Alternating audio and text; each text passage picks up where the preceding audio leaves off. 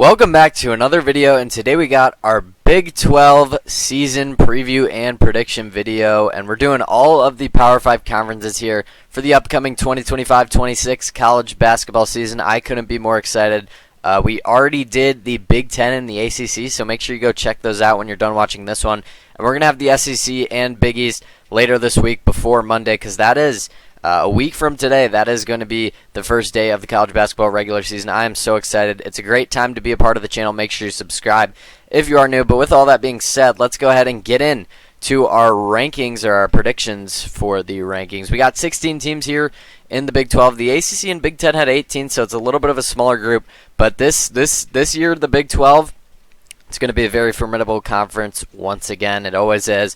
Last year, the SEC was definitely the best conference, but this year I think you could argue probably Big 12 or Big 10. I think I said last video the Big 10 was just because of the depth, but you could argue that the top like 6 teams in the Big 12 could all be potential Elite 8 teams. That's how high I think the ceiling is for all 6 of these teams. The depth is a little questionable, and we're going to get into that. But starting out at the top, the number 1 team is going to be Houston.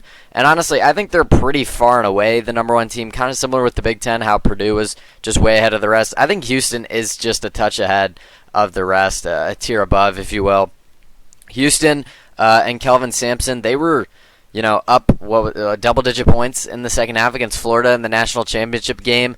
If Walter Clayton doesn't get like takeover, for those of you who play 2K, like Houston probably wins that game, and they were a play away from winning as well.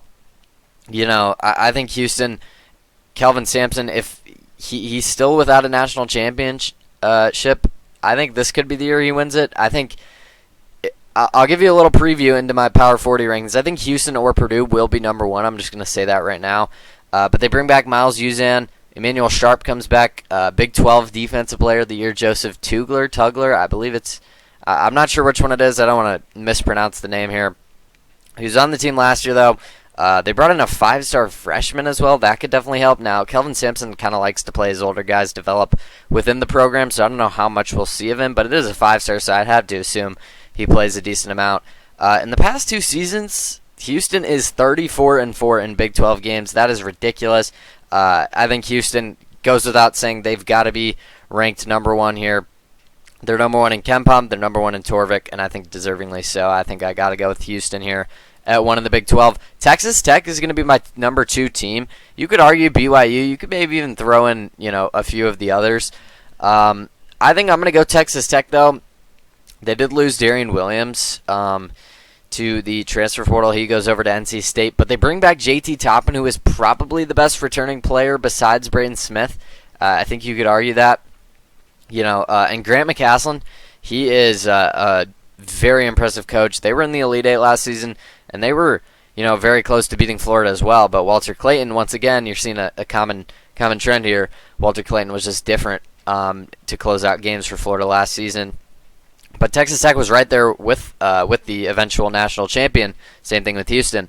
I think Texas Tech is a great team. I think, I saw a stat also. Grant McCasland has overperformed his preseason KenPom ranking in all 9 seasons he's been a head coach. That is insane stuff right there. He's currently ranked 12th in KenPom, so I guess you can assume they should be pretty much a top 10 team all season, and I think that's definitely fair to say. Texas Tech, it's going to be a great season for the Red Raiders once again. You could definitely see them being as high as like a 2, maybe even a 1 seed. I don't know if I'd go that far, but a 2 seed's definitely a realistic seed here when it's all said and done. Number 3 is where I'm going to have BYU. I am very excited about BYU. This is the most excited I've ever been about BYU athletics, really ever. But it's fair to say because they bring in AJ Dybantsa, who could potentially be the number 1 pick in the 2026 NBA draft. It's crazy that they brought him in. 5-star freshman comes in. He's obviously going to be a one-and-done player. They brought in Baylor transfer Rob Wright as well, so that could definitely be interesting. He averaged almost 12 points for Baylor last season. They bring back Richie Saunders, who was amazing last season, who led the Cougars to a Sweet 16, and I think BYU could very well make it farther than last year. I think, they made it to the Sweet 16 last year as a 6 seed, and I think their roster, they lost some pieces here and there, but I think the guys they replaced it with are honestly better, and I think their roster is better. So there was a part of the season last year, mind you, where BYU was playing like a top 10 team. They got really hot at one point in the season. I think BYU is better this season than last season, so that definitely says something. Now we're obviously going to have to see how it looks all on court when games are starting to be played. But AJ DeBanza and Richie Saunders, that is a very formidable 1-2. I think it's going to get them very far. I have them at 3. Number 4 is going to be, now this is very tough. 4, 5, 6, you could definitely do any order. Maybe you could throw BYU in there, but I think the top 3 is kind of like, I feel pretty good about this being the order of the top 3. 4, 5, and 6, I honestly have no idea where what I would expect. This is what I'm going to predict. At 4, I'm going to go Iowa State. I feel like they're just the highest floor team of these next 3. They bring back Joshua Jefferson, Momcilovic, and Tamin Lipsey. Tamin Lipsey comes back. I feel like he's been playing at Iowa State for a long, long time. But yeah, like I said, they bring back those other 2 guys. I think Josh Jefferson could definitely break out this season. I'm expecting that. They did lose Curtis Jones. They did lose Keyshawn Gilbert. So that's going to be tough. Those were kind of their 2 top scorers. But I think Iowa State, TJ Otzelberger is going to figure it out. They play very good defense as well. And I just trust him, man. Like I said, I think he's a floor raiser. I don't know what the ceiling necessarily is. I think of these top 16s, Iowa State may have the lowest ceiling. But I like the guys they brought back. I like the way they play, the style they play. I think that's going to really benefit them in Big 12 play. So I got them at 4 here. I feel like they're just the safest, like I said, of the 4, 5, and 6 range of teams. At 5 is where I'm going to go Arizona. I know some of you may be wondering where's Kansas. We'll get to them. But I like Arizona. Tommy Lloyd is averaging 28 wins a season. He's played 4 seasons, or coached 4 seasons, at Arizona. And I don't know. I think Tommy Lloyd is a great coach. A lot of people say he can't win in the tournament, but he's played a lot of tough teams. Last year he played Duke. Now replacing Caleb Love is going to be pretty tough, but Jaden Bradley comes in. He is probably the best returning player. He averaged 12 points last season, 6'3" guard. He's going to be hopefully a big step up. I think there's a good chance he makes a Big 12 All-American team. What do they call it? All-Conference team? They also bring in 2 5-star freshmen, Braden Burries and Pete Pett. I'm not sure how you say that, but those 2 guys are very exciting. I think if those 2 guys really, develop and as the season goes on, that could be a really good 1-2-3 here for Tommy Lloyd. And I think Arizona is going to once again have a really solid team. By the way, all 6 of these Big 12 teams are going to be in the top 20 of the AP poll, and I wouldn't be surprised if they finish in the top 20, maybe even top 15. I could see all 6 of these teams, by the way, being like top 10 teams at some point in the year. I wouldn't be shocked if that happened. Number 6 is where I'm going to go, Kansas. Now, Kansas fans, let me know how you're feeling, because I don't know how I would be feeling as a Kansas fan. Bill Self was obviously incredible, 20 years at Kansas, and he never finished worse than 3rd in the conference standings. But the past 2 years, 5th place and then 6th place last year, I don't know. I feel like he's got to step it up. Maybe he's losing a step. I don't know if I want to say that. But he definitely is in need of a bounce-back season, and it could very well happen here. I feel like people are too low on Kansas. Maybe I'm too low on them as well. Darren Peterson comes in, 5-star freshman. Like I said, AJ DeBanza could potentially be the top pick in the NBA draft, but Darren Peterson, I wouldn't be surprised if, honestly, if I had to pick between the 3 frontrunners right now, AJ DeBanza at BYU, Darren Peterson at Kansas, and then Cameron Boozer at Duke, I might go Darren Peterson. I think he's going to put up ridiculous numbers. I think he's going to lead this team, and I think he's going to somewhat carry this team. I don't want to obviously say that because Kansas is always going to be a very talented team.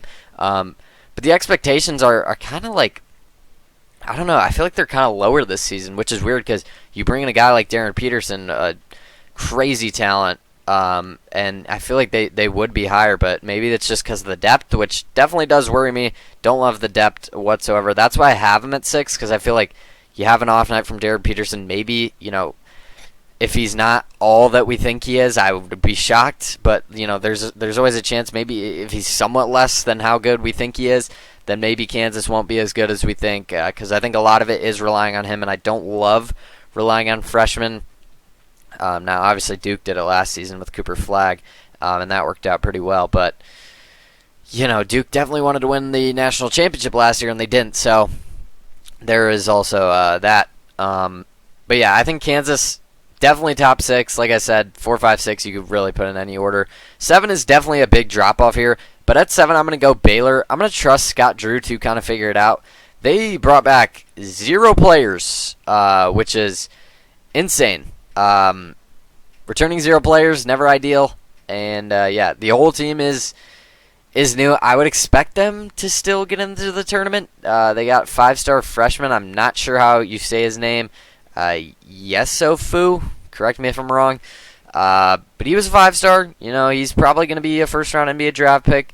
I'm worried about this defense for Baylor. The past few years, I feel like they've been relying heavily on offense, which when they won it all back in, 2021, they had a ridiculous defense. I feel like they got to get back to that, but I don't know if they have the guys to do that. I worry about the big men on this team. You look at the guard play, it should be solid, which Baylor has had solid guard play for the past few years, and it's been alright, but ever since they won the national championship, I want to say like the 3 or 4 years after, they've been like a 3, 3, 4, 9 seed like in a row. Like that's the seeding they've been every year. That might be wrong, but I think it's been like 3, 3, 4, 9. Which, obviously downward trend, and I don't know if they'll be able to even get a 9 seed this year. Maybe Scott Drew, I don't want to doubt him. He has, if the offense is as good as it was the past few seasons, then they should be a tournament team, and I think they will be a tournament team, but I am a little concerned. At 8 is where I'm going to go Kansas State. Now, Kansas State is very questionable to me because last season everyone was so high on Kansas State and Jerome Tang. He obviously led the Marquise Noel team to, what was that? No, that was the Elite Eight because they lost to FAU. He led them there. That was obviously one of the most fun teams to watch. It was a crazy, crazy story. And last season, everyone was high on Jerome Tang. Last season, he brings in a very highly anticipated transfer class. He brought in, Coleman Hawkins from Illinois.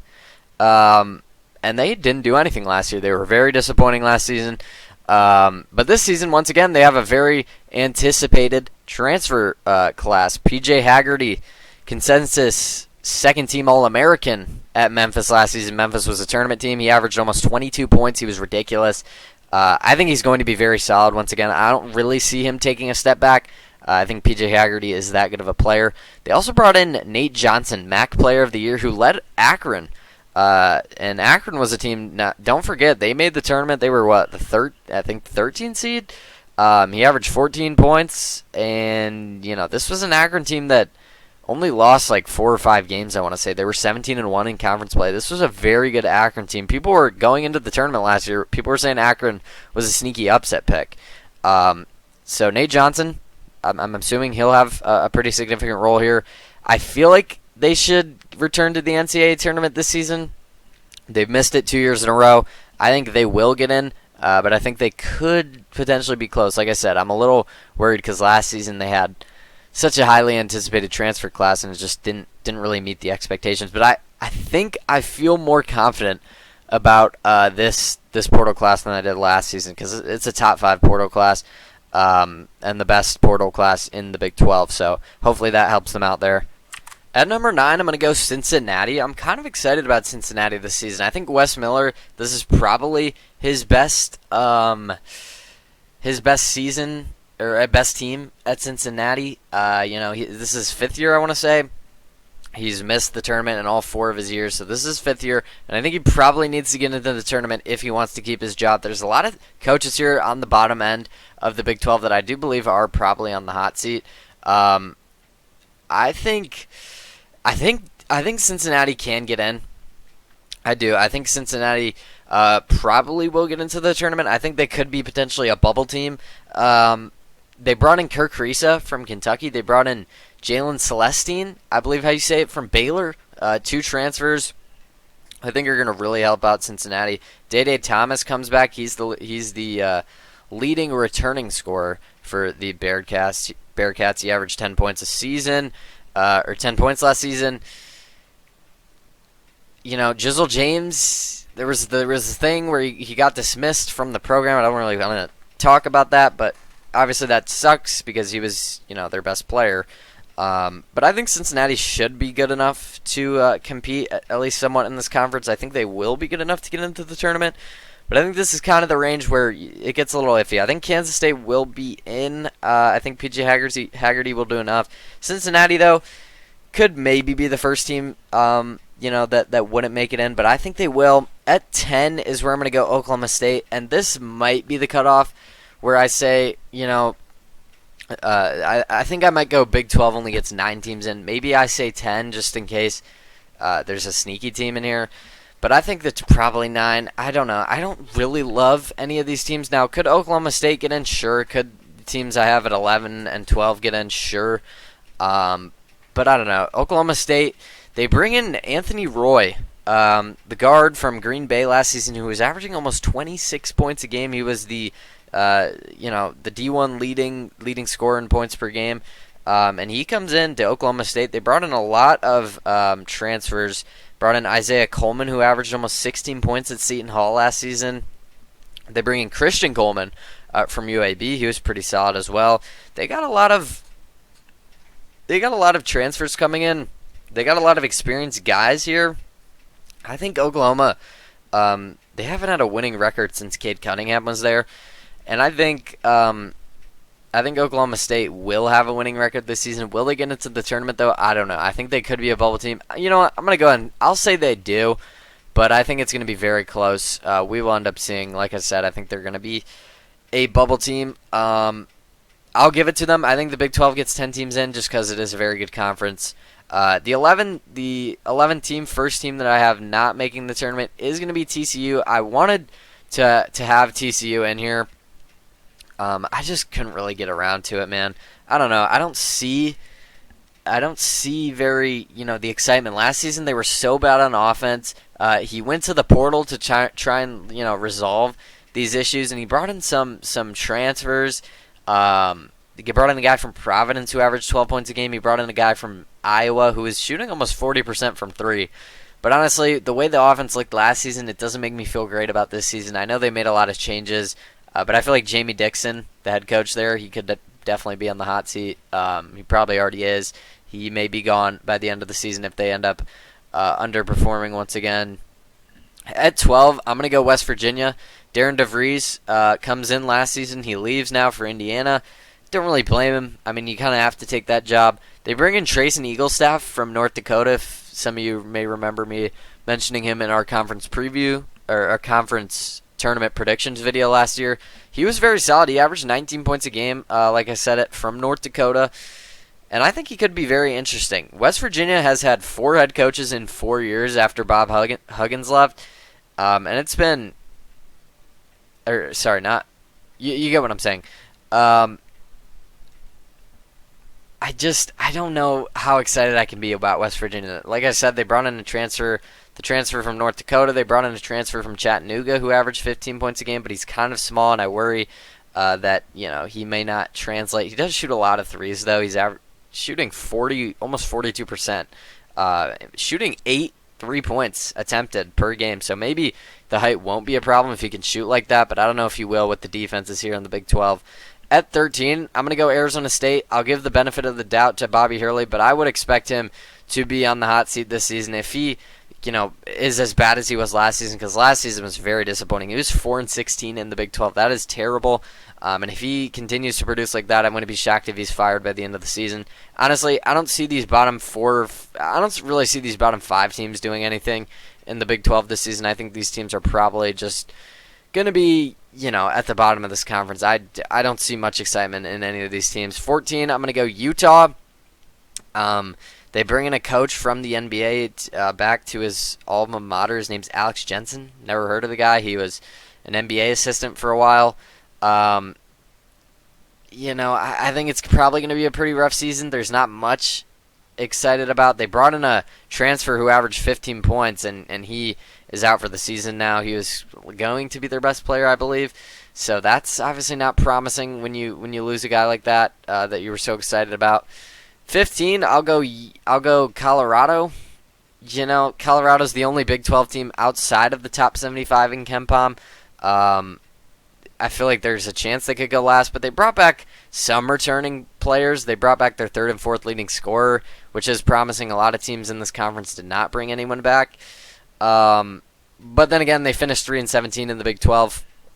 So how excited can I really be about that? It's not like they brought back their entire starting five. They brought back their third and fourth leading scorer on a team that won 3 Big 12 games last season. So not going to be too excited, but I'll give them the 15th spot instead of dead last.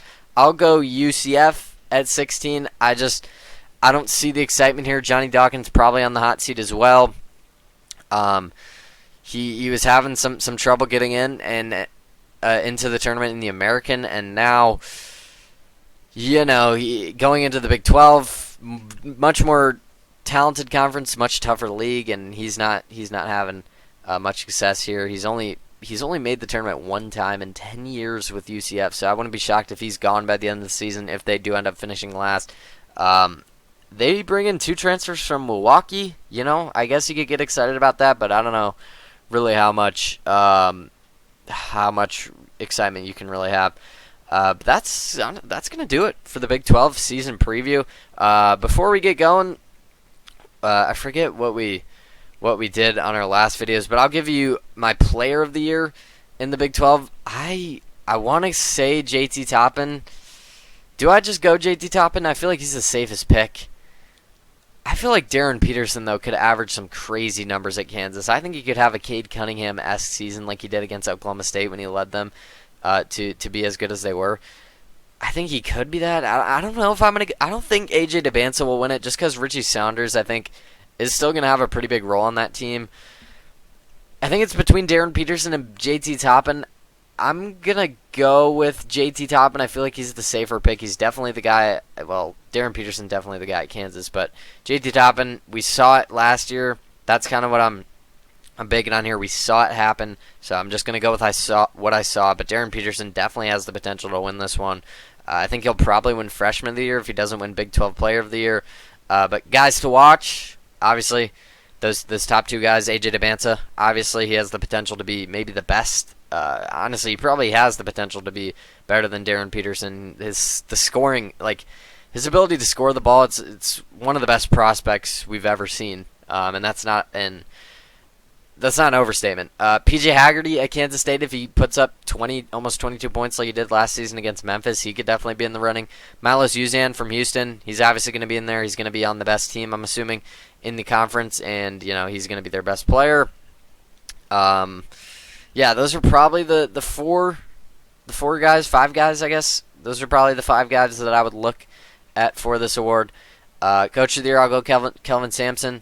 And yeah, I think the Big 12 gets, what did I say? Did I say 10? I think the Big 12 gets 10 teams in, maybe 9 or 10, probably around there, into the tournament in come March. But that's going to do it for the Big 12 season preview and prediction video. Hope you guys enjoyed this one. If you did, make sure you go down there, leave a like, subscribe to the channel if you're new. Not only are we doing college basketball content as we ramp up for college basketball season, which is a week away from today, we do college football every Tuesday, so that video is going to come out tomorrow. NFL videos every Wednesday, NBA videos every week. I'm not sure if we'll have one in this week, but if we do, it's usually on Thursdays.